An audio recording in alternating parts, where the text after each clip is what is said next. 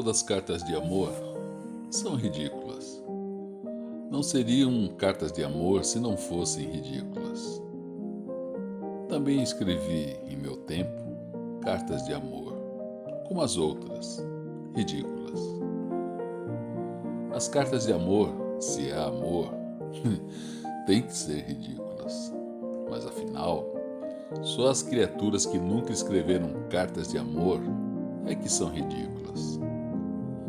Quem me dera no tempo em que escrevia, sem dar por isso cartas de amor ridículas. A verdade é que hoje as minhas memórias dessas cartas de amor é que são ridículas.